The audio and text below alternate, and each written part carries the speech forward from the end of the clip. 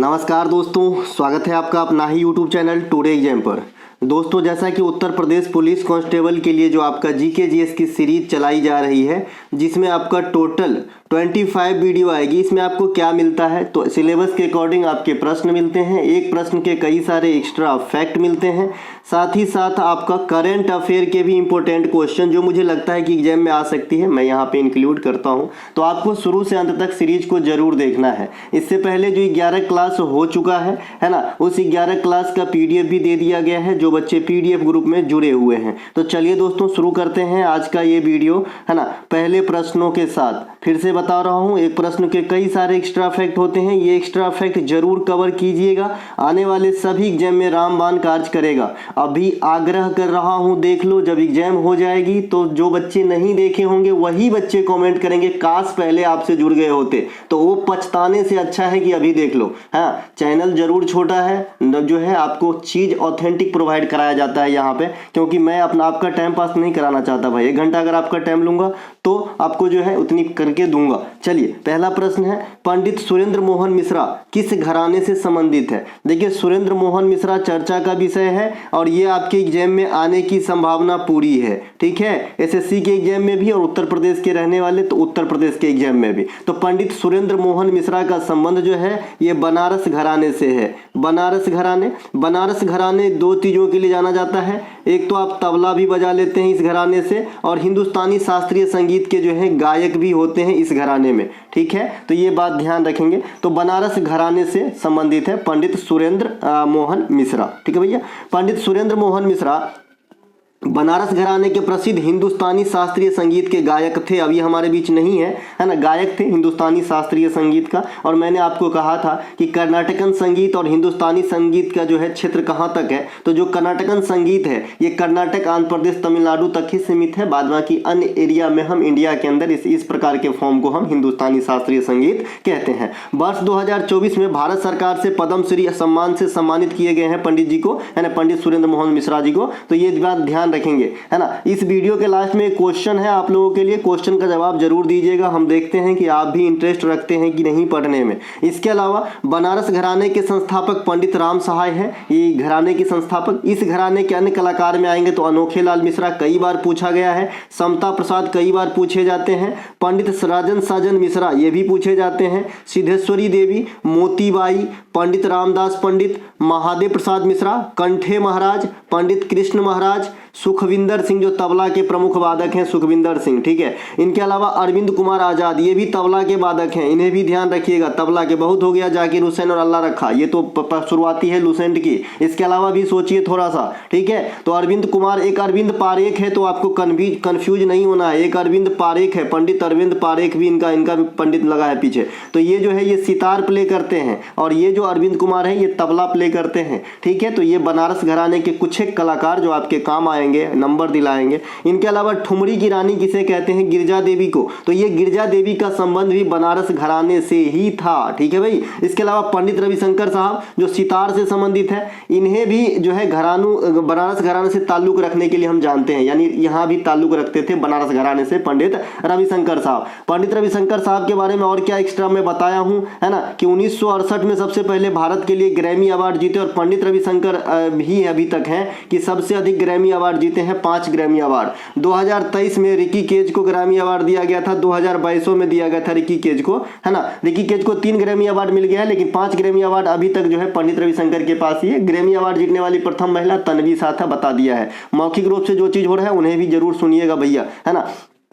और जो भी क्लास मैं कराऊं इस चैनल पे, चाहे कोई सा भी ऊपर में थंबनेल लगा हो, आपको वॉच करना है अगर आप मेरी पूरी फायदा उठाना चाहते हैं तो, है ना। क्योंकि जो मैं कल पढ़ा दूंगा शायद नहीं पढ़ा पाऊं, कुछ भी रिपीट नहीं कर सकता, क्योंकि मुझे लगता है ये तो कल ही पढ़ाया, बच्चे क्या बोलेंगे मुझे। ठीक है, मैं इसीलिए नहीं पढ़ाऊंगा। ठीक है, उस्ताद राशिद खान, ये जन्म कहाँ पे हुआ था, ये उत्तर प्रदेश के बदायूं में, इनका हाल में ही निधन हो गया है 9 जनवरी 2024 को। ठीक है भाई, तो ये जो है आपके एग्जाम में अहम जो है क्वेश्चन बनेगा, जैसे कि पंडित बिरजू महाराज का जब निधन हुआ हुआ था तो काफ़ी दिन तक एग्जाम में रहे। अभी फातिमा बीवी का निधन हो गया है, जो सुप्रीम कोर्ट के प्रथम महिला आपका न्यायाधीश बनी थी, तो इनके बारे में भी काफ़ी सारे क्वेश्चन आएंगे, जो मैंने आज पोल के माध्यम से आपके यूट्यूब पे फातिमा बीवी से रिलेटेड क्वेश्चन भी करा था। ठीक है, तो ये सब जो है थोड़ा बहुत तो आपको प्रचलन में रहना होगा। तो उस्ताद राशिद खान का जन्म उत्तर प्रदेश के बदायूं में रामपुर घराने से संबंधित थी, और जो उस्ताद थे राशिद खान साहब, ये किससे जुड़े हुए हैं, तो हिंदुस्तानी शास्त्रीय संगीत फॉर्म में गीत गाते थे, है ना। इनका जो आपका 2022 में पद्म भूषण दिया गया था और 2006 में पद्म श्री दिया गया था। इनका एक बहुत अच्छा गीत है, जैसा कि आप लोगों को मैं पहले भी ये सुना चुका हूँ और मेरा फेवरेट गीत है ना, शाहिद कपूर का जब भी मेट का पिक्चर का गीत है,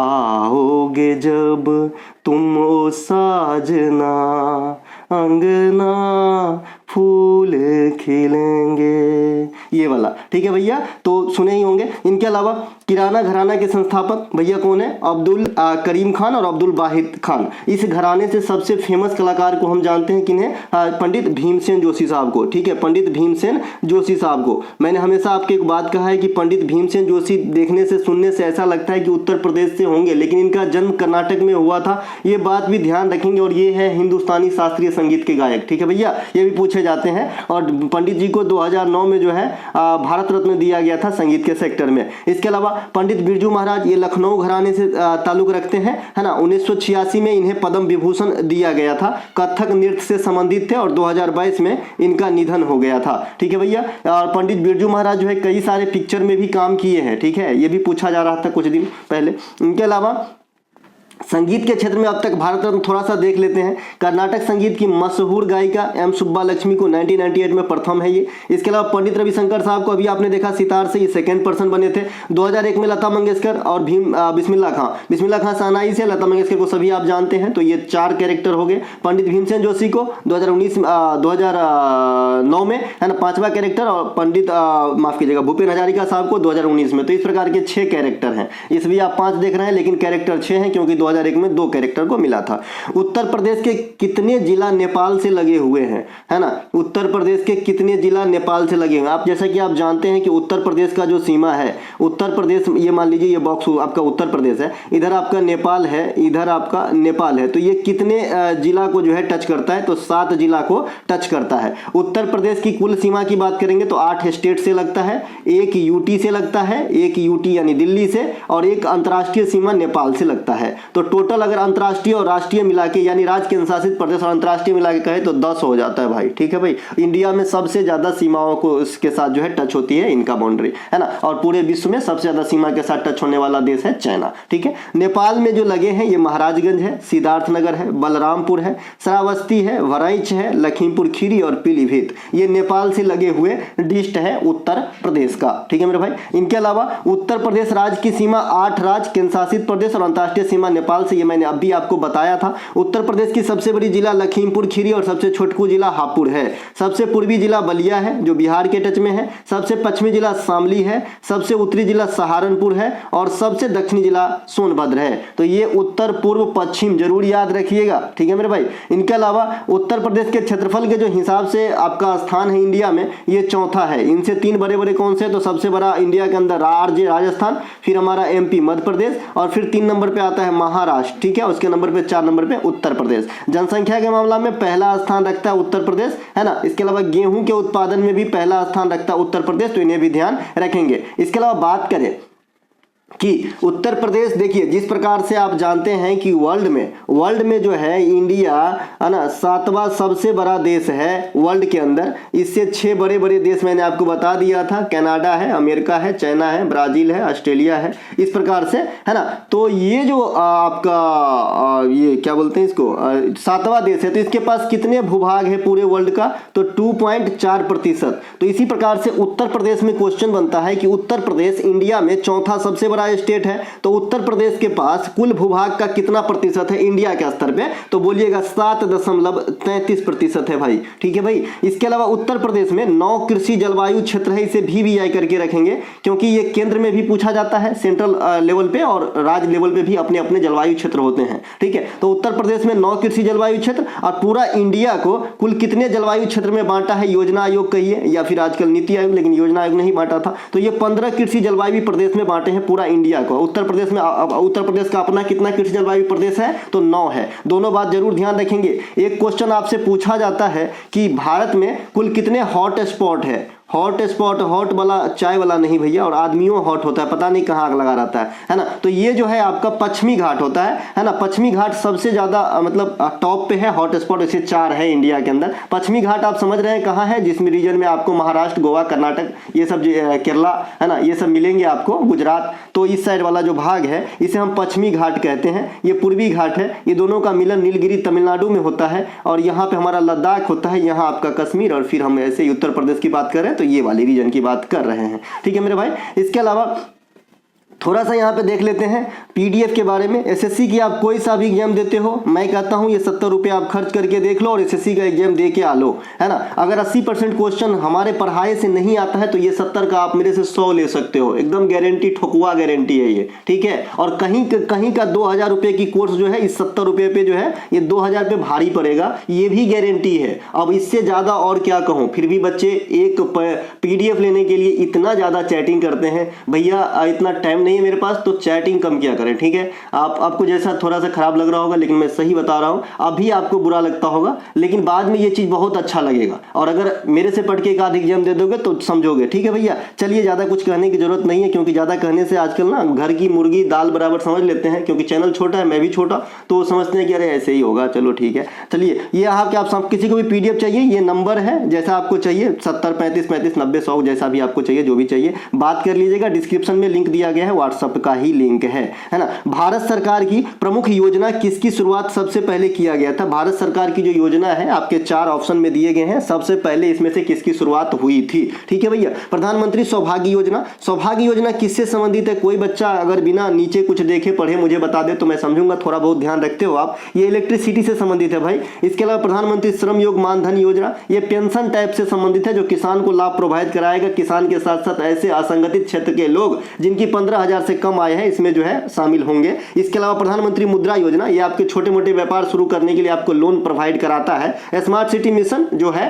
मतलब 100 शहर को ना आधुनिक सुविधाओं से लैस करके स्मार्ट सिटी का रूप देना है, इसकी उद्देश्य था। मैंने चारों का उद्देश्य बताया है। अब मैं इसका बताता हूं स्थापना कब हुआ था, तो आप आंसर छांट लोगे। देखिए, जो सौभाग्य योजना है ये 2017 में आया था। इसके अलावा जो आपका श्रम धन मान योगी 19 में आया था। इसके अलावा प्रधानमंत्री मुद्रा योजना 2015 में आया था, और प्रधानमंत्री स्मार्ट सिटी मिशन योजना ये भी 2015 में आया था। तो 2015 कैसे होगा। तो इसमें बोल रहा है कि पहले किसकी शुरुआत हुई। तो बात यहाँ पे है कि जो मुद्रा योजना है ये अप्रैल 2015 में आया था, और स्मार्ट सिटी मिशन बाद में आया। तो यहाँ पे राइट आंसर आपका हो जाएगा ऑप्शन नंबर सी। अब चलिए यहाँ की थोड़ी सी विश्लेषण देख लेते हैं। प्रधानमंत्री सहज बिजली घर योजना, जिसे संक्षेप में प्रधानमंत्री सौभाग्य योजना कहा जाता है, बिजली से संबंधित है, बताया अभी, है ना। शुरुआत हुई थी 50 सितंबर 2017 को। कौन से मंत्रालय के द्वारा। विद्युत मंत्रालय के द्वारा। विद्युत, एक विद्युत जम्बाल हीरो भी है, ये विद्युत मंत्रालय है भाई, इसके द्वारा शुरू हुआ था। इस योजना का उद्देश्य सभी घरों में विद्युतीकरण सुनिश्चित करना है, विद्युतीकरण, इलेक्ट्रिफिकेशन। ठीक है भाई।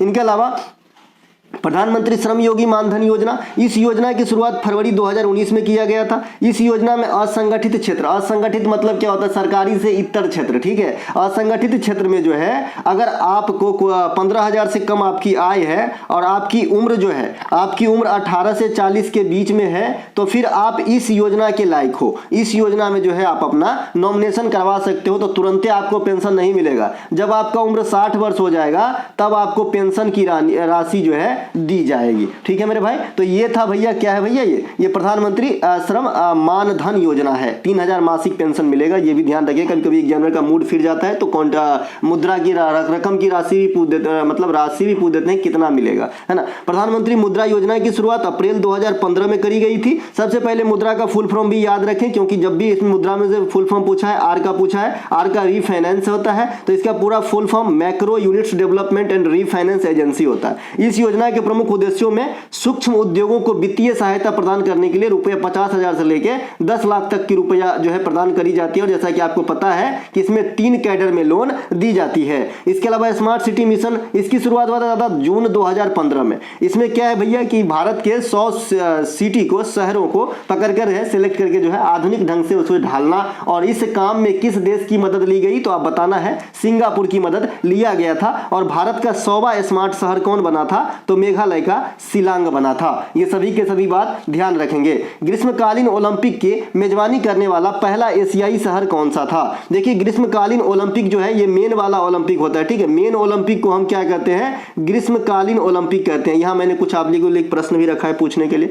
मेन ओलंपिक को हम ग्रीष्मकालीन ओलंपिक कहते हैं। फिर हमारा होता है जी शीतकालीन ओलंपिक। अब फिर ग्रीष्मकालीन से एक और निकला पैरा ग्रीष्मकालीन, और शीतकालीन से एक और निकला पैरा जो है शीतकालीन। एक युवा ओलंपिक अलग होता है, ठीक है। तो ये मेन वाला 4 गो हो गया, है ना। इसके अलावा तो ये टोक्यो में हुआ था भैया पहला एशियाई शहर, मतलब एशिया की कोई कंट्री जिसके सिटी के अंदर पहले बार होस्ट कराया गया, ये है टोक्यो, यानी जापान के अंदर, ठीक है भाई। अच्छा एक चीज और, एशियाई देश में सबसे पहले औद्योगिक क्रांति भी जो है आपका जापान के अंदर ही आया। वैसे विश्व में औद्योगिक क्रांति सबसे पहले कहां आया? आप लोग कमेंट करेंगे, चलो लिख दिया हूं तो बता देता हूं, ब्रिटेन में हुआ था, ठीक है भाई। इसके अलावा एशियाई देशों में सबसे पहले ग्रीष्मकालीन बता दिया, ये जापान में हुआ था। इनके अलावा ग्रीष्मकालीन ओलंपिक खेल की शुरुआत कब होती है? 1896 एथेंस ग्रीस से होती है, पियरे डी कुबर्टीन के प्रयास से। और 1900 यानी सेकेंड ओलंपिक में जो है भारत भाग लेना स्टार्ट करता है, जो कहां हुआ था? पेरिस के अंदर हुआ था। 2020 का आखिरी ओलंपिक टोक्यो जापान में हुआ था, जहां भारत को 7 पदक प्राप्त हुए थे, 1 2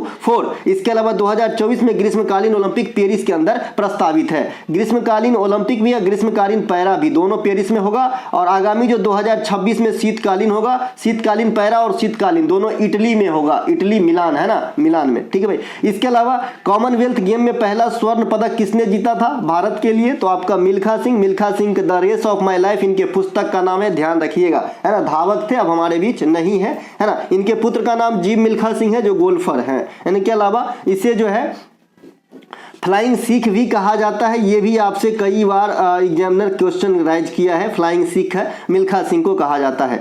भारत के ओलंपिक में पहला व्यक्तिगत पदक जो है केडी यादव के द्वारा 1952 में हेलेंसिकी ओलंपिक में जीता गया था, कुश्ती के खेल में ब्रांज मेडल के रूप में, और व्यक्तिगत पदक आया था। व्यक्तिगत और सामूहिक कहने का मतलब क्या है? जैसे अगर हॉकी में आपने पदक जीता तो हॉकी एक आदमी का खेल तो है नहीं, तो 11 आदमी का खेल है भाई, तो ये सामूहिक हुआ। लेकिन मैं अगर जा रहा हूं और मैं चेस खेल रहा हूं और मैं पदक जीत गया तो मैं व्यक्तिगत पदक जीतूंगा, क्योंकि चेस जो है एक के आदमी खेलता है। इनके अलावा केडी यादव स्टेडियम कहां पे है? मैंने आप लोगों से पूछा, बहुत बच्चे जवाब दिए, जो जवाब दिए उनका बहुत बहुत धन्यवाद। ये दिल्ली में स्थित है। भारत को पहला स्वर्ण पदक 1928 एम्स्टर्डम ओलंपिक में मिला था हॉकी के अंदर, ये बात भी ध्यान रखेंगे। हॉकी टीम के उस समय कप्तान जयपाल सिंह मुंडा था, ठीक है भाई। यूपी के क्लास में आज ओलंपिक से कुछ रिकॉर्ड बता रहा हूं, दोबारा नहीं बताऊंगा। इसके अलावा भारत को टेनिस में पहला पदक लिएंडर पेस ने दिलाया था, अटलांटा ओलंपिक 1996 में दिलाया था ब्रॉन्ज मेडल के रूप में, ठीक है, टेनिस में व्यक्तिगत। कल जो है टेनिस में मैंने एक चीज और बताया था, रोहन बोपन्ना के बारे में बताया था। इस वीडियो में कहीं ना कहीं और छपा होगा ये चीज बात, क्योंकि आपको मैं इस क्लास में भी ये चीज पहुंचाऊंगा। हमारे लिए गौरव की बात है, 44-45 साल में, है ना, ऑस्ट्रेलिया ओपन के डबल माने संयुक्त जोड़ी में रोहन बोपन्ना साहब जीते हैं, ठीक है। भारत आखिरी बार हॉकी में 1928 में स्वर्ण पदक जीता था, पहला 28 में, और तब से स्वर्ण पदक का जो है सिलसिला थम गया, नहीं तो लगातार हम जीतते आ रहे थे, ठीक है भैया। इसके अलावा हॉकी में टोक्यो के अंदर हमने ब्रांज जीता था, ठीक है भैया। इनके अलावा पहला व्यक्तिगत रजत major Rajyavardhan Singh Rathore 2004 Athens Olympic में निशानेबाजी या शूटिंग में। इसके अलावा पहला व्यक्तिगत गोल्ड 2008 में अभिनव बिंद्रा साहब के द्वारा शूटिंग में, ये बीजिंग मतलब चाइना के अंदर हुआ था। नीरज चोपड़ा को व्यक्तिगत गोल्ड मिला, और ये नीरज चोपड़ा सेकेंड व्यक्तिगत गोल्ड जीतने वाले पर्सन बने भाला फेंक में 2020 टोक्यो ओलंपिक के अंदर, एकमात्र गोल्ड यही था। ओलंपिक में पहली जो है पदक महिला को कब मिला? 2000 में मिला, सिडनी ओलंपिक में। किसे? कर्नो मलेश्वरी मैडम को। क्या खेलती है? भारोत्तोलन, वेट लिफ्टर थी। और कौन से पदक मिले? तो कांस्य पदक मिले। लगातार 2 ओलंपिक में पदक जीतने वाली महिला है पीवी सिंधु। इनके अलावा भारत अब तक के सबसे बड़े जो गेम इवेंट होते हैं, इसमें जो है 2 बार एशियाई खेल का होस्ट किया है। एक बार शुरुआती सन का 1951 में शुरुआती होती है नई दिल्ली से, और एक बार 1982 में, ये 9वां खेल था 1982 में, तब होस्ट किया गया था, यानी पहला और 9वां। इसके अलावा राष्ट्रमंडल खेल 2010 का जो है होस्ट भारत कर चुका है, ये सब ध्यान रखेंगे। और क्रिकेट का पूर्ण रूप से होस्ट कहेगा तो 2023 से होगा, हालांकि 11 में हुआ था, उससे पहले भी हुआ था। तो 11 में जो है आंशिक रूप से श्रीलंका और बांग्लादेश में मैच कराए गए थे, ठीक है। तो पूर्ण रूप से होस्ट इस बार जो है भारत में किया था क्रिकेट का। इस बार क्या, अब तो पुराना हो गया, 2023 है ना। तो 2023 में हॉकी वर्ल्ड कप हुआ था और क्रिकेट वर्ल्ड कप इंडिया के अंदर ही हुआ था। सारदा अधिनियम कब लागू हुआ था? देखिए सारदा अधिनियम पारित होने की जो है अधिनियम आने की ईस्वी अलग है 1929, और इसमें आपसे पूछ रहा है कि लागू है ना, तो लागू हुआ था दादा 1 अप्रैल 1930 को। अच्छा दिन है, एक तो मूर्ख दिवस है, दूसरा है क्या है ना, हमारा वित्तीय वर्ष शुरू होता है। ठीक है, तो आपको याद रखना है भैया, है ना, 1930 में जो है ये लागू हुआ था, आया था 29 में। सारदा अधिनियम जिसे हरविलास सारदा ने 1929 यहाँ लिख गया, हाँ सही है भाई, 1929 सही है, सही है, 1929 में लाया गया था। यह बाल विवाह से संबंधित था। अधिनियम के अनुसार लड़कियों की उम्र कितनी रखी गई? 14 वर्ष, और लड़कियों का उम्र 18 वर्ष। ठीक है भाई, किस चीज के लिए? शादी के लिए। इसके अलावा सारदा अधिनियम लागू होने के समय है ना governor general Lord William Bentinck थे, है ना। एक सेकेंड ये गलत हो जाएगा, ये फैक्ट मैंने 1829 समझ के कर दिया। ठीक है, इसको जो है गलत कर लीजिएगा। ठीक है भैया, ये गलत हो जाएगा। वैसे अगर यहाँ पे आप गवर्नर लिखना चाहे तो इरविन हो जाएगा, है ना। यहाँ पे इसको इग्नोर कीजिए, हम 1829 समझ के लिख दिए हैं भाई, है ना। फैक्ट लिखते हैं बिना कुछ देखे लिखते हैं, अपने मन से लिखते हैं तो कभी कभी हो जाता है। ठीक है भाई, तो ये जो है इसको थोड़ा सा इग्नोर करेंगे, है ना। इसके अलावा सती प्रथा का अंत विलियम बेंटिक के काल में 1829 में राजा राम मोहन राय के प्रयास से हुआ था। ये सही है, एक फैक्ट गलत है, और वहां पे अगर करना चाहे तो आप इरविन रख सकते हो। इसके अलावा विधवा पुनर्विवाह अधिनियम 1856 डलहौजी के समय आया था, परंतु कैनिंग के समय लागू हुआ था। विधवा पुनर्विवाह अधिनियम के अहम योगदान भाई किसने दिए थे? तो ईश्वर चंद्र विद्यासागर ने दिए थे। ठीक है भाई, तो ये ध्यान रखेंगे, विधवा पुनर्विवाह अधिनियम 1856 में ही आया था, डलहौजी के समय आया, लेकिन कैनिंग 1857 का विद्रोह आपको याद होगा, कैनिंग के समय लागू हुआ था। ठीक है, विधवा पुनर्विवाह ईश्वरचंद विद्यासागर जो है प्रयासरत रहे थे। अब यहाँ देखिए, विधवा पुनर्विवाह संघ की स्थापना 1861 में महादेव गोविंद रानाडे साहब ने किया था। और एक और नीचा देखिए, विधवा विवाह समाज की स्थापना ये विष्णु शास्त्री 1850 में किए थे। एक जैसे प्रश्नों को एक जगह बताऊंगा, ठीक है, ताकि आप जो है किसी भी एंगल से एग्जामिनर क्वेश्चन पूछे आंसर भी देना और गलती भी नहीं करना है। ठीक है, आंसर दे दिया और गलती कर दिया तो बिना पढ़ने कर देंगे भैया। इसके अलावा हिंदू महासभा के संस्थापक मदन मोहन मालवीय साहब 1915 में, मदन मोहन मालवीय साहब को महामाना भी कहा जाता है, महामाना। बनारस हिंदू यूनिवर्सिटी बीएचयू के संस्थापक भी मदन मोहन मालवीय साहब को माना जाता है। राष्ट्रीय स्वयंसेवक संघ के संस्थापक आरएसएस एचसीएम दिल्ली पुलिस आपका जो है पूछा था, ये पूछा था आपके 23 के फरवरी महीना में एक एग्जाम हुआ था एचसीएम का, तो वहां पे आरएसएस के संस्थापक पूछे थे। 1925 में हुआ था हेडगेवार साहब के द्वारा, वर्तमान में इनके जो चीफ है मोहन भागवत साहब है। खुदाई खिदमतगार ये भी काफी पूछे जाते हैं, खान अब्दुल गफ्फार खान से जुड़े हैं, इसको हम सीमांत गांधी कहते हैं। क्या कहते हैं भैया? सीमांत गांधी कहा जाता है, फ्रंटियर या सीमांत गांधी कहा जाता है। थियोसॉफिकल सोसाइटी की स्थापना मैडम ब्लावत्स्की और कर्नल ऑलकार्ट के द्वारा 1875 में अमेरिका में किया गया था। 1875 में आपके बॉम्बे स्टॉक एक्सचेंज की स्थापना बीएससी का स्थापना किया गया था। 1875 में आप आर्य समाज की स्थापना करे थे, ये सब ध्यान रखेंगे। इसके अलावा भारत में अगर बात करें कि भाई ये थियोसॉफिकल सोसाइटी कब आई,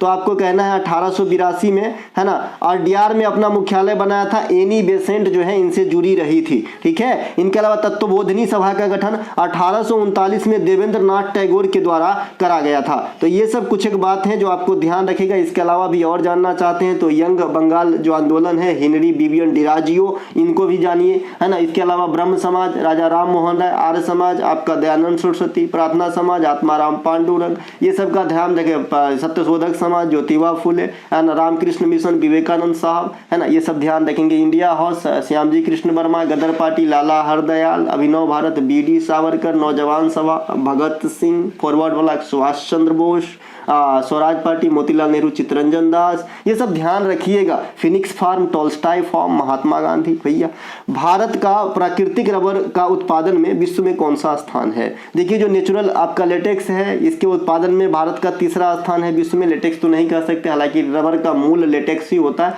तो यहाँ पे रबर कह सकते हैं क्योंकि हम उत्पादन की बात करते हैं, तो तीसरा होता है ना।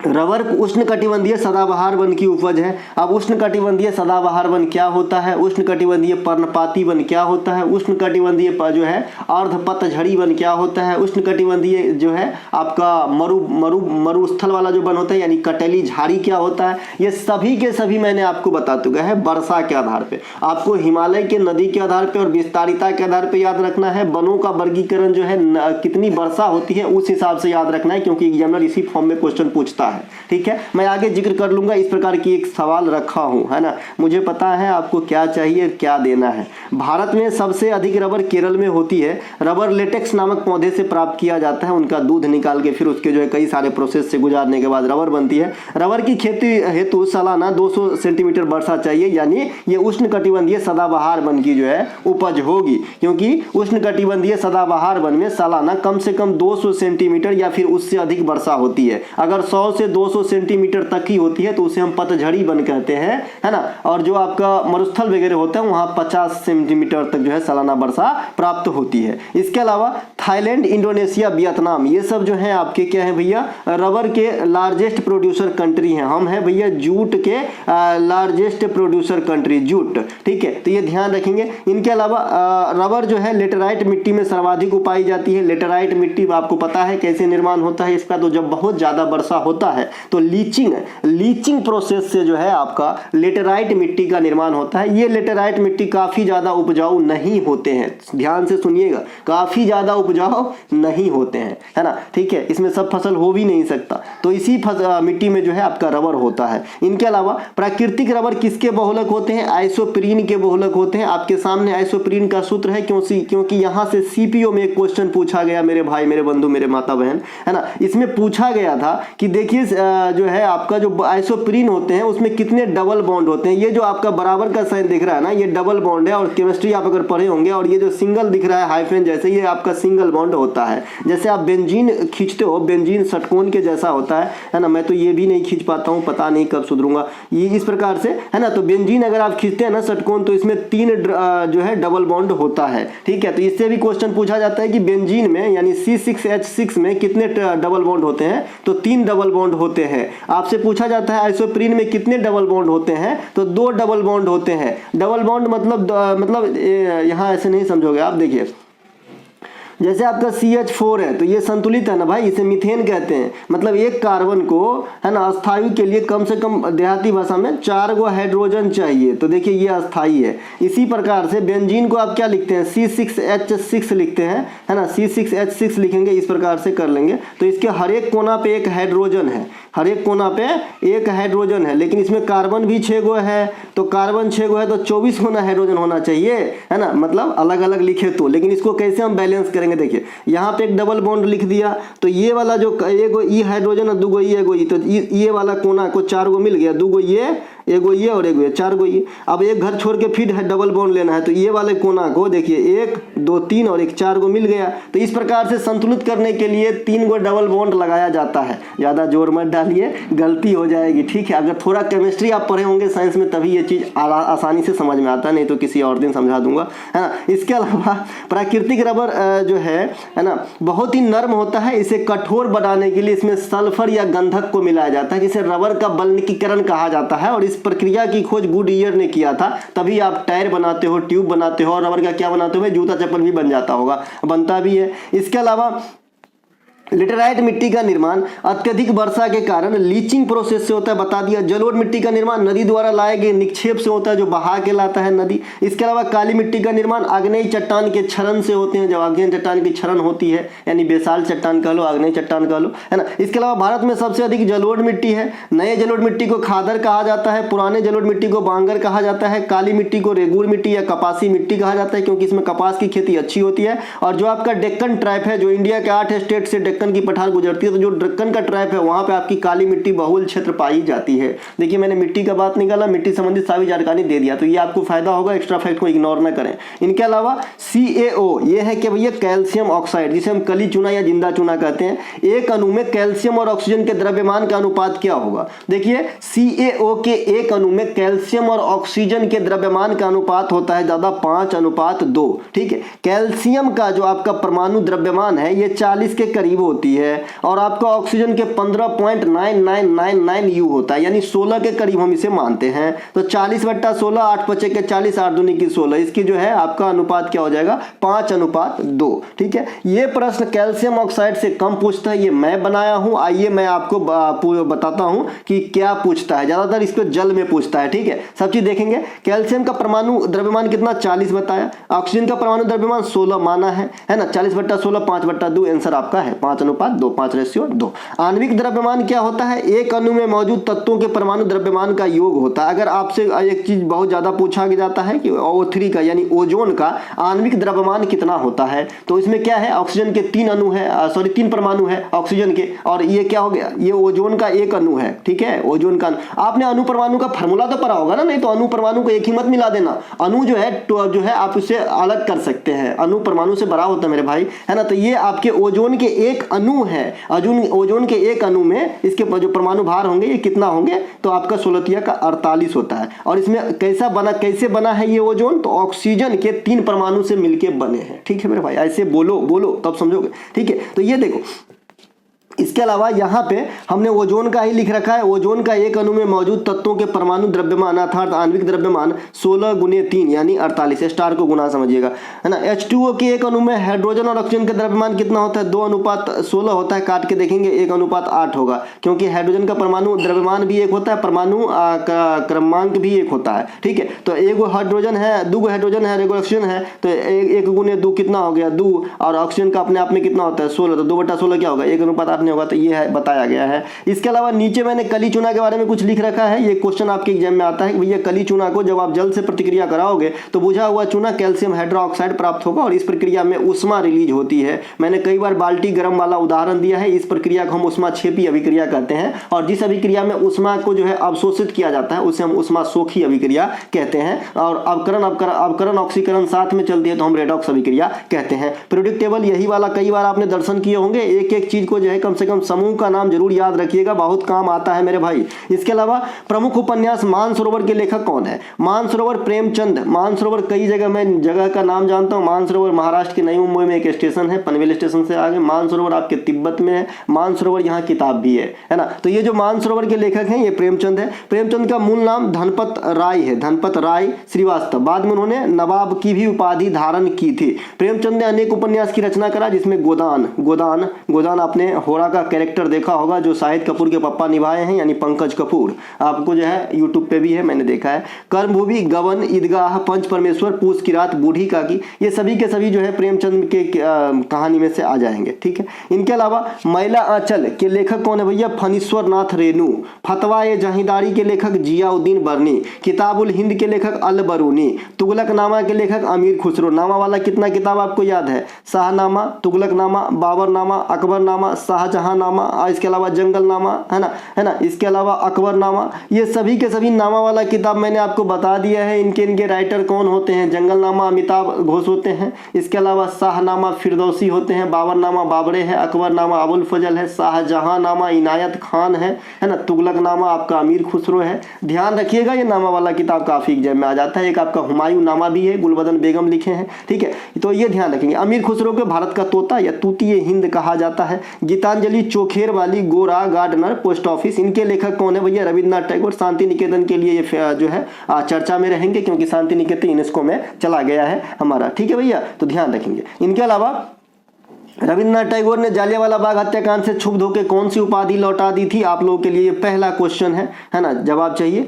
इसके अलावा अभिज्ञान शकुंतलम, रघुवंशम महाकाव्य, कुमार संभवम, मेघदूतम, ऋतु संहार इत्यादि के लेखक कौन है भैया? कालिदास। ये भारत का शेक्सपियर कहलाते हैं। इनके अलावा रामचरितमानस तुलसीदास। उत्तर रामायण के लेखक भवभूति। नाट्यशास्त्र के लेखक भरत मुनि। महाभाष्य के लेखक पतंजलि। ये सब ध्यान रखेंगे। अगला प्रश्न है, जनगणना 2011 के अनुसार निम्नलिखित में से सबसे अधिक जनसंख्या किस राज्य में है? देखिए, सबसे अधिक जनसंख्या किस राज्य में है? दिए गए ऑप्शन में सबसे अधिक जनसंख्या नागालैंड का है। सबसे अधिक जनसंख्या नागालैंड का है दिए गए ऑप्शन में। ठीक है मेरे भाई, और दिए गए ऑप्शन में सबसे कम जनसंख्या मिजोरम का है। वैसे इंडिया में सबसे कम जनसंख्या सिक्किम की है। क्या किसकी है? सिक्किम की है। ठीक है, सबसे कम। ठीक है, तो दिए गए ऑप्शन के अनुसार आपको छांटना है, नागालैंड हो जाएगा। जनगणना 2011 के अनुसार सर्वाधिक जनसंख्या उत्तर प्रदेश में और सबसे कम जनसंख्या सिक्किम के अंदर है। यहीं पे बात कर लेते हैं। सबसे ज्यादा अर्बन पॉपुलेशन महाराष्ट्र के अंदर है और सबसे कम अर्बन कहां पे भैया? सिक्किम के अंदर है।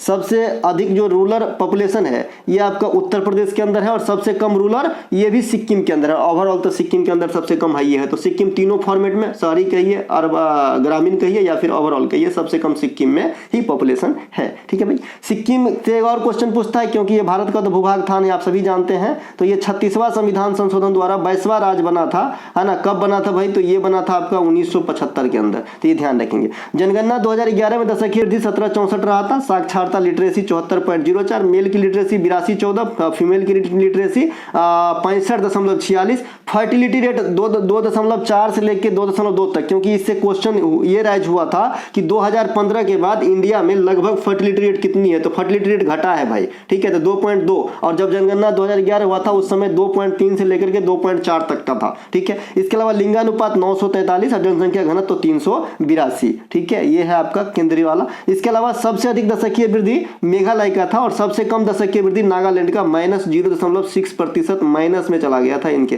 ठीक है। अब जो भी कारण रहा हो, सबसे अधिक साक्षरता केरल का, सबसे कम बिहार का, सबसे अधिक लिंगानुपात केरला का, सबसे कम लिंगानुपात हरियाणा का। इसीलिए हरियाणा से बेटी बचाओ बेटी पढ़ाओ योजना 2015 में चलाया गया था, ठीक है। इनके अलावा सबसे अधिक जनसंख्या घनत्व बिहार का, सबसे कम जनघनत्व अरुणाचल प्रदेश का 17 व्यक्ति पर किलोमीटर, ठीक है। इनके अलावा 1872 में पहली बार देश में जनगणना कराया गया मेयो के समय, और इसी मेयो की हत्या हुई थी कहां पे? अंडमान में, ठीक है। 1881 से लगातार 10 वर्षों के अंतराल पर जनगणना कराई गई थी, है ना, रिपन के समय से। और रिपन जो है हमारा किससे छुटकारा दिलाया था? वर्नाकुलर प्रेस एक्ट को जो है हटाने के समय रिपन का शासन था और लिटन ने लगाया था, ठीक है। आजादी के बाद पहली जनगणना 1951 में कराई गई थी। अंतिम जनगणना 2011 में कराया गया है। 2021 की जनगणना की डाटा रिलीज नहीं हुआ है। इसके अलावा भारत में पशु की जनगणना 5 साल पे कराई जाती है। पेड़ पौधे की जो सर्वेक्षण होती है 2 साल पे एफएसआई के द्वारा करवाया जाता है, और हमारा जनगणना यानी आदमी का, है ना, तो इनका 10 साल पे करवाया जाता है, ठीक है।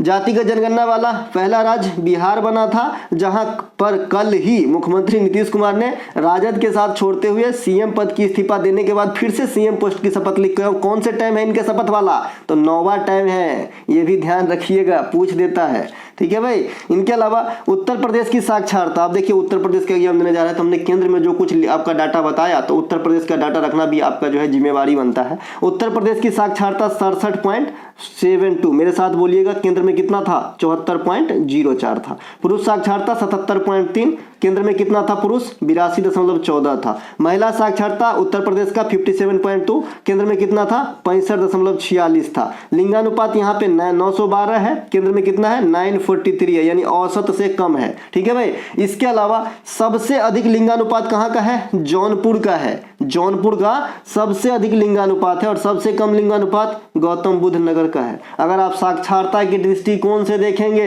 तो गौतम बुद्ध नगर में सबसे टॉप साक्षरता है। ज्यादा पढ़े लिखे लोग ही ज्यादा जो है, अब क्या कहें, इसके आगे शब्द नहीं है, आप समझ गए होंगे। लिंगानुपात सबसे कम गौतम बुद्ध नगर का है, और पढ़ा लिखा सबसे ज्यादा गौतम बुद्ध नगर में है। चलिए अगला है हमारा, भूमध्य सागरीय क्षेत्र में किस ऋतु में सर्वाधिक वर्षा होती है? तो ये सर्दी ऋतु में होती है भूमध्य सागरीय क्षेत्र में, और इसका असर इंडिया में भी देखने को मिलता है और कपकपी बढ़ जाता है, ठीक है। अभी बढ़ा था ना पहले, कुछ अभी 7-8-10 दिन पहले हमारे यहाँ तो बढ़ा था, आप लोग के यहाँ बढ़ा था पता नहीं, है ना। भूमध्य सागरीय क्षेत्र में जाड़ों के महीने में सर्वाधिक वर्षा होती है।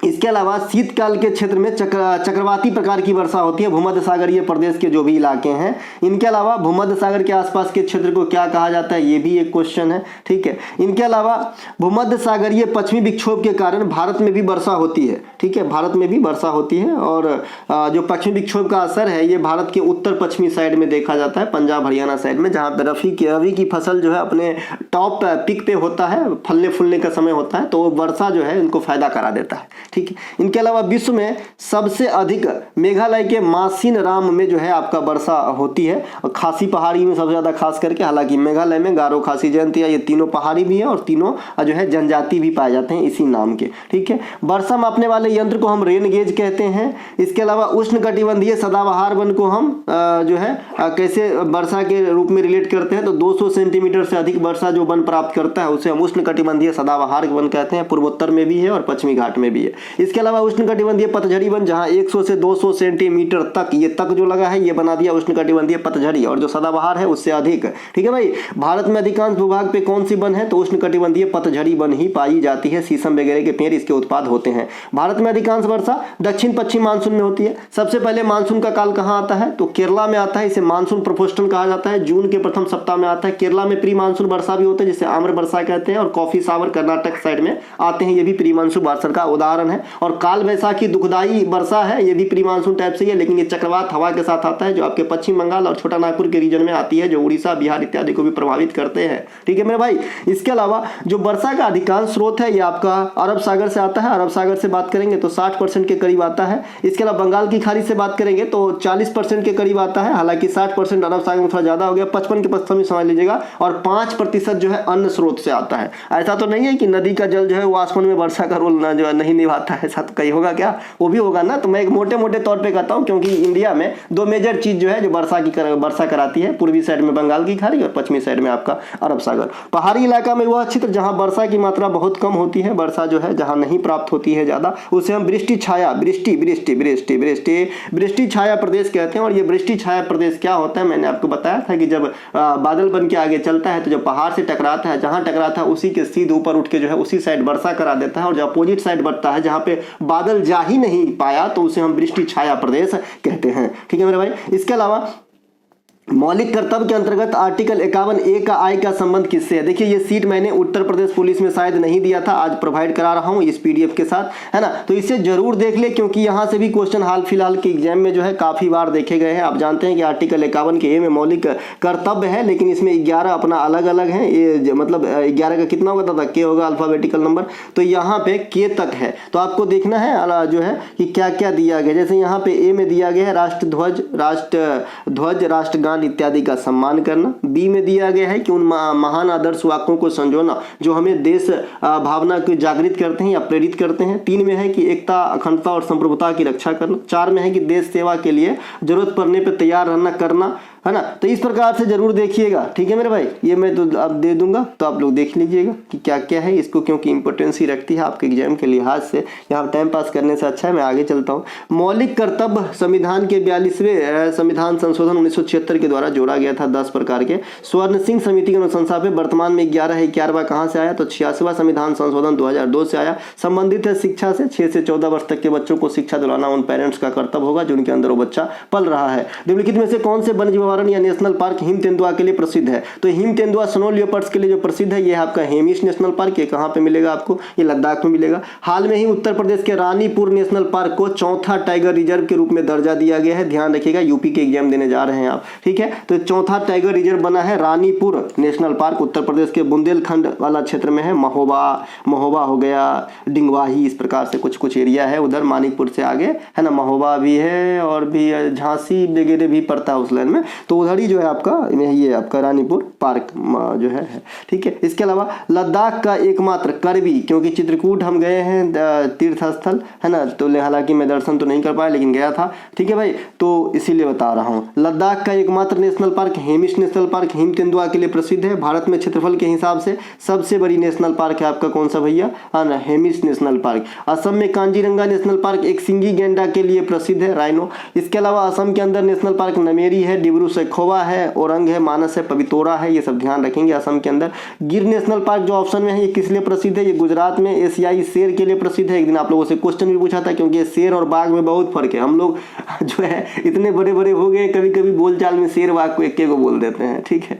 और हम जो बिहारी हैं, जैसा कि आप हमारे लैंग्वेज से जान रहे होंगे, तो हम कभी मैं नहीं होता हूँ, हमेशा हम ही होता हूँ। आपने ये चीज़ को नोटिस भी किया होगा, इस पे तो कई सारे मीम्स भी वगैरह बने हैं, लेकिन मुझे भी अच्छा लगता है और ये अच्छा भी है, एक तरीके से अच्छा लगता है। Sundarban national park royal Bengal tiger के लिए प्रसिद्ध है। यह दुनिया में सबसे बड़ी डेल्टा है जहां ज्वारीय वन पाई जाती है। सुंदरबन डेल्टा को गंगा ब्रह्मपुत्र डेल्टा कहा जाता है। ज्वारीय वन, मैनग्रोव वन को ज्वारीय वन भी कहा जाता है, ये बात भी ध्यान रखेंगे। मैनग्रोव वन क्या होता है, दलदली वाली वन होती है जिसमें अधिकांश जो है वनस्पति जल में डूबे हुए होते हैं अधिकांशतः, और ये खारे पानी की वनस्पति होते हैं। इनके अलावा उत्तर प्रदेश में चंबल वन्य जीव अभयारण्य है, किशनपुर वन्य जीव अभयारण्य है, करतनिया घाट पूछा गया था हाल में, महावीर स्वामी वन्य जीव अभयारण्य भी उत्तर प्रदेश में है, दुधवा नेशनल पार्क उत्तर प्रदेश में है, शारदा नदी के किनारे है, ध्यान रखेंगे, ठीक है। और जो आपका उत्तराखंड में जिम कार्बेट है जिसका नाम बदल के रामगंगा कर दिया गया है, तो रामगंगा नदी के किनारे है, ठीक है भैया। इसके अलावा छत्रपति साहू जी महाराज मेडिकल विश्वविद्यालय उत्तर प्रदेश में कहाँ स्थित है। अब देखिए नाम ऐसा है, मराठा वाला नाम है, लेकिन ये है कहाँ, ये लखनऊ में है, ठीक है भैया। छत्रपति साहू जी महाराज मेडिकल विश्वविद्यालय, इसे पहले जो है किंग जॉर्ज मेडिकल विश्वविद्यालय भी कहा जाता था, लेकिन आजकल जो इनका नाम है छत्रपति साहू जी महाराज मेडिकल विश्वविद्यालय, उत्तर प्रदेश, लखनऊ। ठीक है। उत्तर प्रदेश माध्यमिक शिक्षा निदेशालय की गठन जो है 1972 में करी गई थी, ध्यान रखेंगे। जवाहरलाल नेहरू मेडिकल कॉलेज उत्तर प्रदेश के अलीगढ़ में स्थित है। अलीगढ़ और भी फेमस है, किस लिए फेमस है भाई? सर सैयद अहमद खान के द्वारा जो है मुस्लिम विश्वविद्यालय की स्थापना हेतु फेमस है। साथ ही साथ अलीगढ़ में बढ़िया किस्म की ताला मिलती है। ठीक है। इनके अलावा बाबा राघव दास मेडिकल कॉलेज, ये गोरखपुर में है। गोरखपुर दुनिया की दूसरी सबसे अधिक लंबाई वाला प्लेटफार्म रखता है। ठीक है, दूसरी सबसे अधिक, पहला था लेकिन अब बदल गया है, अब कर्नाटक के हुबली हो गए हैं। ठीक है। इसके अलावा महारानी लक्ष्मीबाई मेडिकल कॉलेज, ये झांसी में है ना। रानी लक्ष्मीबाई का बचपन का नाम मनु है, मनु है ना। कालपी के युद्ध में होरोज के साथ लड़ते हुए शहादत को प्राप्त की थी अपने पुत्र के साथ। समझ सकते हैं कैसा होंगे वो वीरांगना भैया, इसीलिए इनका नाम भी अब जो है स्टेशन का नाम भी बदल गया है, झांसी स्टेशन का नाम। इसके अलावा Lala Lajpat Rai memorial medical college, ये आपका मेरठ में है ना, मेरठ। उत्तर प्रदेश में स्पोर्ट्स यूनिवर्सिटी की जो है 2022 में मोदी साहब के द्वारा नींव रखा गया था कि भाई यहाँ पे जो है आपका खेल विश्वविद्यालय बनेगा, है ना। इसके अलावा इंडिया में अगर सबसे पहले खेल विश्वविद्यालय की बात करें तो मणिपुर में 2018 में स्थापित करे गए थे। ठीक है, तो ये बात भी आपको ध्यान रखना है। अगला क्वेश्चन है, निम्नलिखित में से कौन सी पुस्तक भारत के प्रमुख महिला क्रिकेटर झूलन गोस्वामी, यहाँ झूलन गोस्वामी न करके मिताली राज कर लीजिएगा, यहाँ मिताली राज के हिसाब से है। एक सेकंड, 2 पॉइंट छूट गया था इसलिए बैक हो गया हूँ। देखिए पॉइंट ये है कि जो है 2018 बता दिया, मणिपुर में स्पोर्ट्स वाला जो है विश्वविद्यालय बना था। राजस्थान के जयपुर में विकलांग के लिए विश्वविद्यालय खोले जा रहे हैं, इनका नाम महात्मा गांधी और बाबा आमटे के नाम पे रखे जाएंगे। इसके अलावा उत्तर प्रदेश राज्य में इंडिया का पहला जल विश्वविद्यालय खुलेगा। ठीक है, तो ये 2 पॉइंट इंपॉर्टेंट है, नीचे वाला करंट से है, उत्तर प्रदेश के हैं इसीलिए बैक हो गया। अब देखिए ये झूलन गोस्वामी का नहीं है, मिताली राज का, ये भी करेक्ट कर दिया हूँ। निम्नलिखित में से कौन सी पुस्तक भारत के प्रमुख महिला क्रिकेटर मिताली राज की आत्मकथा है? तो ये अनगार्डेड जो है मिताली राज मैडम की पुस्तक है। भारतीय महिला क्रिकेट टीम में है ना दोहरा शतक लगाने वाली पहली महिला मिताली राज है, यानी टेस्ट में लगाई थी। क्रिकेट के सभी प्रारूपों में 10,000 रन तक पहुंचने वाली भी ये प्रथम भारतीय महिला क्रिकेटर हैं, तो ये बात भी ध्यान रखेंगे। एक दिवसीय क्रिकेट में पहला दोहरा शतक लगाने का रिकॉर्ड सचिन तेंदुलकर के नाम है पुरुष में, और महिला में जो है दोहरा शतक लगाने का ओडीआई के अंदर रिकॉर्ड जो है ये बेलिंडा क्लार्क का नाम है, ये ऑस्ट्रेलिया का है ना, माइकल क्लार्क के बहन है का। इसके अलावा सानिया मिर्जा टेनिस की प्रमुख भारतीय खिलाड़ी के द्वारा लिखी गई किताब एस अगेंस्ट ऑड्स है, और ये टेनिस खेलती है और आप सभी जानते हैं अभी जो है थोड़ा सा इसमें भी है क्योंकि इनका जो है विवाह विच्छेद वगैरह जो है चल हो गया है। इनके अलावा साइना नेहवाल की प्रमुख पुस्तक प्लेइंग टू विन है। सचिन तेंदुलकर की प्रमुख पुस्तक प्लेइंग इट माई वे है। युवराज सिंह की प्रमुख पुस्तक the test of my life है ना। इनके अलावा VVS लक्ष्मण साहब की प्रमुख पुस्तक 281 एंड बियॉन्ड है, इनका हाईएस्ट स्कोर है ऑस्ट्रेलिया के खिलाफ। अनिल कुंबले की प्रमुख पुस्तक वाइड एंगल है, वाइड एंगल। अनिल कुंबले जो है 10 विकेट लेने का कारनामा किए हैं टेस्ट क्रिकेट के एक पारी में। देखिए टेस्ट क्रिकेट के एक पारी में 10 विकेट लेने वाले अब तक मात्र 3 ही खिलाड़ी हैं, जिम लेकर, अनिल कुंबले और एयाज पटेल न्यूजीलैंड। ठीक है। सौरव गांगुली की प्रमुख पुस्तक a century is not enough. Suresh Raina की प्रमुख पुस्तक बिलीव के आगे भी है कि क्रिकेट ने मुझे क्या दिया और क्या सिखाया। कपिल देव की प्रमुख पुस्तक straight from the heart. Sunil Gavaskar की प्रमुख पुस्तक सनी डेज। तो ये कुछ जो है आज हमने खिलाड़ियों की पुस्तकों को आपके सामने परोसा है, ध्यान रखिएगा। नीचे सबसे इंपॉर्टेंट मैरी कॉम की पुस्तक अनब्रेकेबल, और उससे भी ज्यादा इंपॉर्टेंट ये करंट अफेयर के हैं। अभी इस पुस्तक का विमोचन किया गया है, आपके एग्जाम में फंसेगा। 4 स्टार्स ऑफ डेस्टिनी के लेखक हैं MM नरवणे। अब ये नरवणे साहब जो है भारतीय सेना से जुड़े रहे हैं, जैसा कि आप इन्हें जानते हैं। छत्तीसगढ़ में किस महोत्सव के अवसर पर रथ यात्रा निकाली जाती है? तो गोंचा महोत्सव। उड़ीसा में भगवान जगन्नाथ के सम्मान में यात्रा निकाली जाती है, रथ यात्रा। इसके अलावा छत्तीसगढ़ और महाराष्ट्र दोनों में पोला महोत्सव मनाया जाता है। किसान से संबंधित त्योहार है कि अपने बैल और जो उनके बैल से संबंधित जो भी गाड़ी वगैरह होते हैं, बैलगाड़ी वगैरह, उनकी पूजा की जाती है पोला महोत्सव में। इनके अलावा छत्तीसगढ़ के अन्य त्योहारों में भोरम देव महोत्सव, बस्तर दशहरा 75 दिन तक होता है, पोला महोत्सव। प्रमुख लोक नृत्य में आएंगे तो सैला, कर्मा, सुआ, राउत, नाचा पंडवानी, गौर मारिया, पंथी, पाली, ये सभी के सभी जो है आपका कहाँ से भैया, तो ये आपका जो है छत्तीसगढ़ में आ जाएगा। छत्तीसगढ़ में गेंडी भी लिख लीजिएगा, गेंडी ये भी एक नृत्य है, ठीक है। इसके अलावा प्रमुख बैला डीला लौह अयस्क क्षेत्र कहाँ पे होगा, तो छत्तीसगढ़ में होगा। वर्तमान में छत्तीसगढ़ कोयला के सबसे अधिक उत्खनन करते हैं और विष्णु जो साई साहब जो है वर्तमान में छत्तीसगढ़ के नए सीएम है, ठीक है भाई, ध्यान रखेंगे। अभी विधानसभा चुनाव हुआ था 2023 के नवंबर में और छत्तीसगढ़ में बीजेपी की सरकार बनी है। पोंगल, छठ पूजा और मेदराम यात्रा, ये तीनों जो है 4 दिनवा त्योहार है, 4 दिनों तक होता है ना।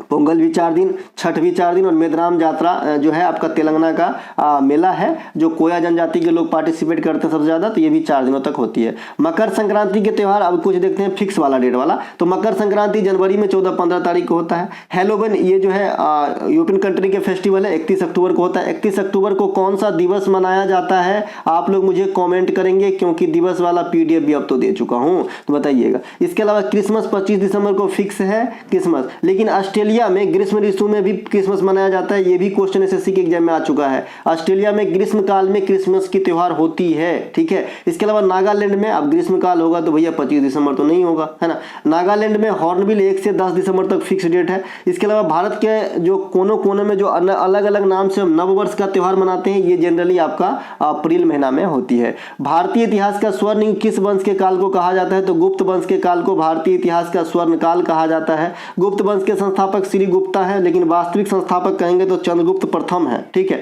मुगल काल में स्वर्ण काल अकबर के काल को कहा जाता है। इसके अलावा विजयनगर साम्राज्य के अधीन स्वर्ण काल कृष्णदेव राय के शासन काल को कहा जाता है, ठीक है भाई। गुप्त काल में समुद्रगुप्त को भारत का नेपोलियन कहा जाता है। गुप्त काल में सबसे पहले महाराजा धीराज की उपाधि चंद्रगुप्त प्रथम ने लिया था। इनके अलावा प्रयाग प्रशस्ति के जो लेख है ये कवि हरिसेन ने लिखा है और किसके बारे में बड़ाई किया है, तो समुद्रगुप्त के, तो इसीलिए क्या हो गया, समुद्रगुप्त के दरबारी कवि कौन थे, कवि हरिसेन। इसके अलावा गुप्त काल में चलाए गए सोने के सिक्का को दिनार और चांदी के सिक्के को रूपक कहा जाता था, ठीक है भाई। इनके अलावा मौर्य वंश के संस्थापक चंद्रगुप्त मौर्य ने किसे हराया था, नंद वंश के अंतिम शासक धनानंद को चाणक्य, विष्णुगुप्त या कौटिल्य के सहायता से।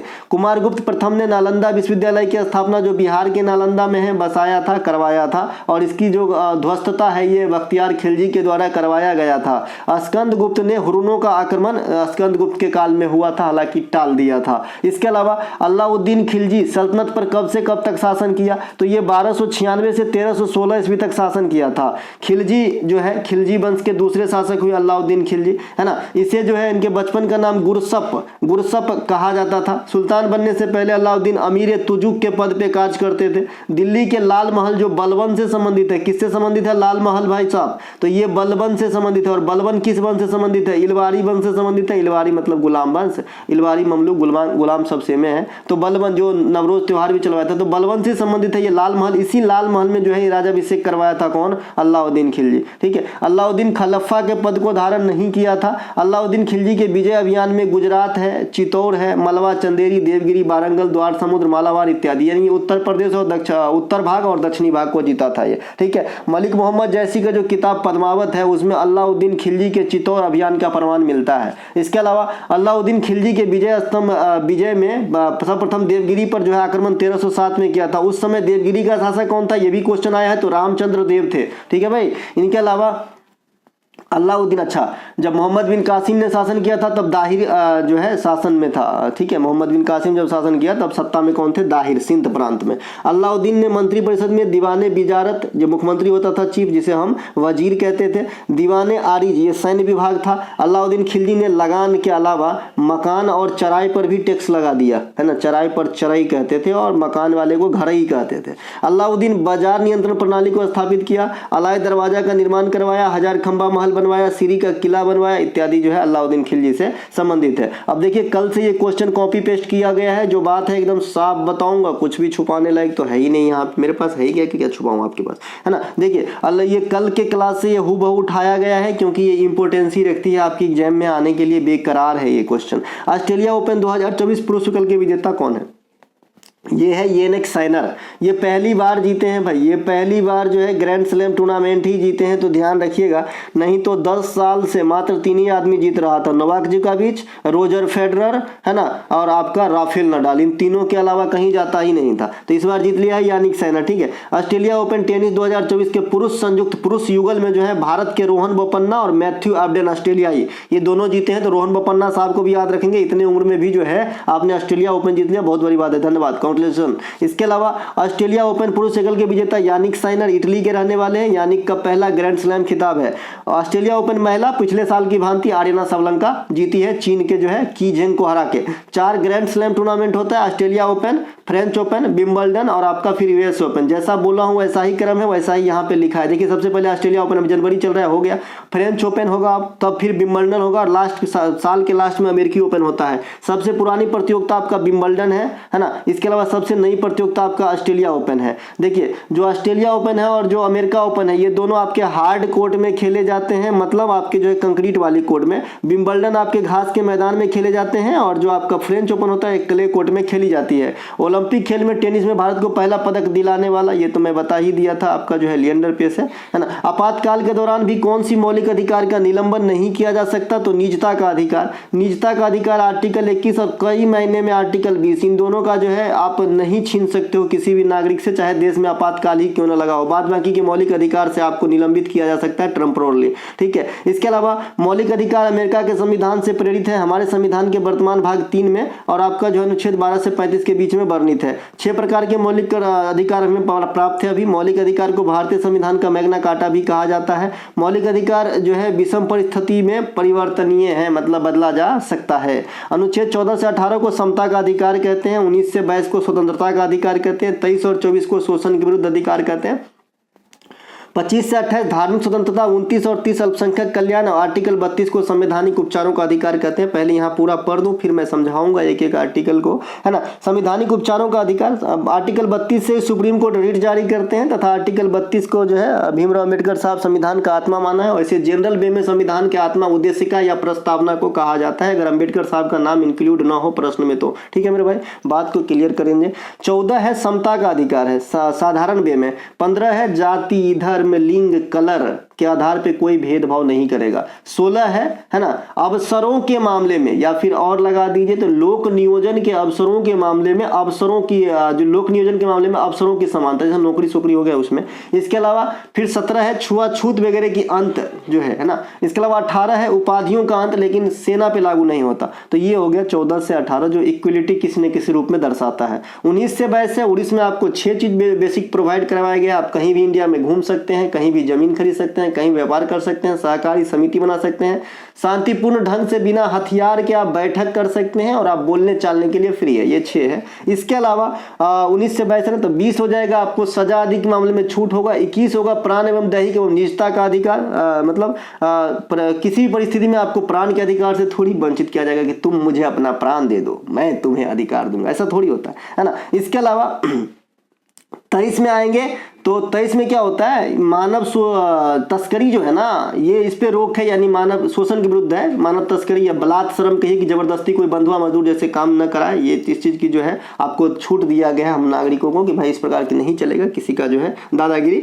24 में है कि भाई जो बाल होते हैं, मतलब 14 वर्ष से कम उम्र के नाबालिग माने जाते हैं, तो ऐसे उम्र को जो है किसी कल कारखाने में भारी काम पे नहीं लगाया जाएगा। 25 से 28 है धार्मिक स्वतंत्रता, किसी न किसी रूप में आप टैक्स, अगर धर्म कार्य पे कोई चीज खरीदते हैं, कुछ बनवाते हैं, तो टैक्स फ्री रह सकता है, आपको टैक्स नहीं थोपा जाएगा। इसके अलावा आप कोई सा भी धर्म मान सकते हैं, नहीं मान सकते हैं, ये आपकी मन है। इसके अलावा अनुच्छेद 29 और 30 ये अल्पसंख्यक जो है उनके जो शिक्षण संस्थान होते हैं, इसमें जो है बहुत सारी चीज उनके अनुसार चलते हैं, मतलब उनके फायदे की चीज होते हैं, है ना, होना भी चाहिए। इनके अलावा अनुच्छेद 32 है, ये संवैधानिक उपचारों के अधिकार से संबंधित, जैसा कि मैंने बताया, और मौलिक अधिकार के हनन होने पे ये आर्टिकल अपने को काम आता है। उद्देश्य क्या को समय का बता दिया, ये सब बता दिया जो मैं बताया था, है ना। इसके अलावा नीचे का एक पॉइंट है कि राज्य के नीति सिद्धांत और किसी भी सूरत में जो है डीपीएसपी नहीं बदलता है, लेकिन मौलिक अधिकार बदल जाता है।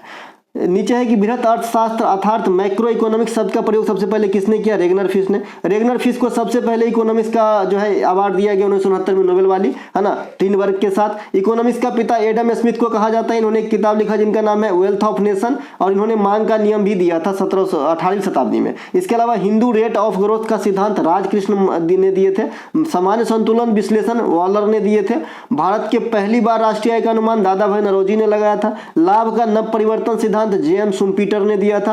मांग और पूर्ति का नियम अल्फ्रेड मार्शल साहब ने दिए थे। मैंने आपको बताया कि मांग का नियम और मार्शल वाला और आपका जो है एडम स्मिथ वाला, दोनों में फर्क है भाई। तो मांग का नियम जब भी मैं कहूंगा तो एडम स्मिथ वाला चीज को मानिएगा कि भाई किसी चीज की दाम जब बढ़ जाती है तो उसकी मांग घट जाती है, और दाम घटता है तो मांग बढ़ जाता है। ये सिंपल सी बात है। इसके अलावा बेरोजगारी और मुद्रास्फीति को रिलेट कौन करता है? फिलिप्स वक्र। और लॉरेंज वक्र क्या करता है? आय का वितरण दर्शाता है। ये दोनों क्वेश्चन हूबहू लैंग्वेज में आपके एग्जाम में आता है। इसके अलावा पुष्प का कौन सा भाग परागन बनाता है जो सामान्यतः पीले रंग का होता है? तो पुंकेसर परागन के निर्माण में भाग लेते हैं। पुष्प के अध्ययन को क्या कहते हैं? एंथोलॉजी कहते हैं। पुष्पवृत्त पेडिसिल, पुष्प के जो लगे डंठल होते हैं ना, उसे कहा जाता है। इमेज देखिएगा तो समझ जाइएगा। अब बाह्य दलपुंज, ये पुष्प का बाहरी चक्र और हरे रंग का होता है। देखिए ये जो डंठल है ना, ये आपने देखा था, ये डंठल पुष्पवृत्त इसे कहा जाता है, ये वाला डंठल, ठीक है ना। ये जो है डंठल इसे ही कहते हैं। बाह्य दलपुंज यहाँ देखिए ये वाला जो लाइन जा रहा है, और ये जो दोनों ऐसा कोसा जैसे बनाया है हरा कलर का, इसे बाह्य दलपुंज कहा जाता है, जो यहाँ पे